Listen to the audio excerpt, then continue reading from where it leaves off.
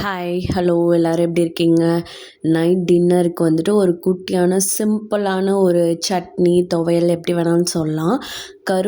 கறி லீஃப் பிடிச்சவங்களுக்கு இது ரொம்ப பிடிக்கும். நல்லாவே உளுந்து வந்து உங்களுக்கு தேவையான அளவுக்கு நல்லாவே நிறையாவே போட்டுக்கலாம். இது வந்து எனக்கும் பாப்பாவுக்கு அக்ஷராவுக்கும் செஞ்சுருக்கேன் 2 பேர்த்த அளவுக்கு.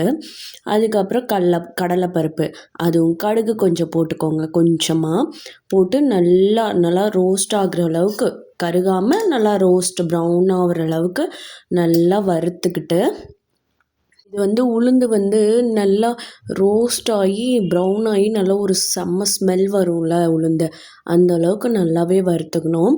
அப்புறமா வந்துட்டு சின்ன வெங்காயம் தேவையான அளவுக்கு சின்ன வெங்காயம் போட்டுக்கணும். சின்ன வெங்காயம் எந்தளவுக்கு போடுமோ அந்தளவுக்கு டேஸ்ட் நல்லாயிருக்கும். சின்ன வெங்காயம் இதில் மெயின் இன்க்ரீடியன்ஸே உளுந்தும் சின்ன வெங்காயம் தான், சூப்பராக இருக்கும். அப்புறம் பூண்டு நல்லா அதையும் நல்லா ரோஸ்ட் பண்ணிக்கணும். நல்லா வெங்காயம் சுண்டு வர அளவுக்கு. நான் வந்துட்டு ஒரே ஒரு வரமிளகா போட்டிருக்கேன். ஏன்னா பாப்பா சாப்பிட்ணுங்கிறதுனால ஒரே ஒரு வரமிளகா போட்டிருக்கேன். பெரியவங்க மட்டும் சாப்பிட்றதுனா இன்னும் 1 இல்லை 2 கூட போட்டுக்கலாம். நல்லா சூப்பராக இருக்கும். அப்புறம் ஒரு குட்டி எலுமிச்சைப்பழ சூடு புளி போட்டுக்கோங்க. இந்தளவுக்கு எனக்கு கரெக்டாக இருக்குது. நல்லா புளிப்பாக நல்லா இருந்துச்சு. அப்புறம் வந்துட்டு தேவையான அளவுக்கு கறி லீஃப் போட்டுக்கலாம். போட்டுட்டு நல்லா வந்து வறுத்துடணும். அப்புறம் கொஞ்சமாக ரொம்ப கொஞ்சமாக வந்துட்டு தேங்காய் போட்டு நல்லா ரோஸ்ட் பண்ணிக்கணும். எல்லாமே கறி லீஃப்லாம் நல்லா வதங்குற அளவுக்கு நல்லாவே எல்லாமே ரோஸ்ட் பண்ணிக்கிட்டு ஆற வச்சிடணும். நல்லா ரோஸ்ட் பண்ணிவிட்டு ஆற வச்சிடணும். கல் உப்பு இப்போயே சேர்த்துக்கலாம், இல்லை அரைக்கும் போதும் சேர்த்துக்கலாம். அப்புறம் எனக்கும் அக்ஷி பாப்பாவுக்கும் இட்லி சைட் பை சைடு ஊற்றிட்டேன். அப்புறம் பாத்திரம் பாருங்கள் எவ்வளோ இருக்கும். பாத்திரமும் விளக்க ஸ்டார்ட் பண்ணிவிட்டேன். இது ஒரு பக்கம் ஆறிட்டு இருந்துச்சு சட்னி, அது இட்லி ஒரு பக்கம் வெந்துட்டு இருந்துச்சு. அப்படியே சைட் பை சைடு வந்து பாத்திரம் விளக்குற வேலையும் ஸ்டார்ட் பண்ணிட்டேன்.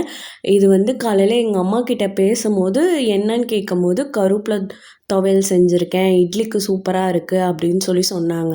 சரின்னு ஃபோன்லேயே வந்துட்டு ரெசிபியை வந்து கேட்டுக்கிட்டேன்.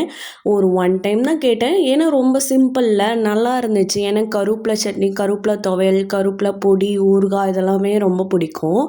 அதனால சரி எனக்கும் லைட்டாக கோல்டாக இருக்கா 2 டேஸாக சாப்பிடணும் போல ரொம்ப டெம்டிங்காக இருந்துச்சா, சரின்னு சொல்லிட்டு இன்றைக்கி நைட் டின்னர் வந்து நான் எனக்கும் பாப்பாவுக்கும் அதுவே செஞ்சுட்டேன். நல்லா ஆறணும். ஆறுனதுக்கப்புறம் ரொம்ப நிறையாவும் தண்ணி ஊற்றிட வேணாம். ஓரளவுக்கு கொஞ்சம் கெட்டியாக பண்ணால் சூப்பராக இருக்கும் வச்சு சாப்பிட்றதுக்கு. உங்களுக்கு ரொம்ப தண்ணியாட்டனா இது எந்தளவுக்கு டேஸ்ட் இருக்கும்னு தெரியாது. கொஞ்சம் கெட்டியாக அரைச்சிக்கோங்க. அதே மாதிரி நல்லா கொரப்பாக அரைச்சிக்கோங்க.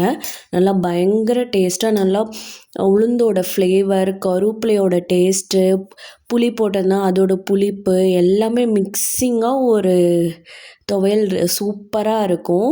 டேஸ்ட்டை ட்ரை பண்ணி பாருங்கள்.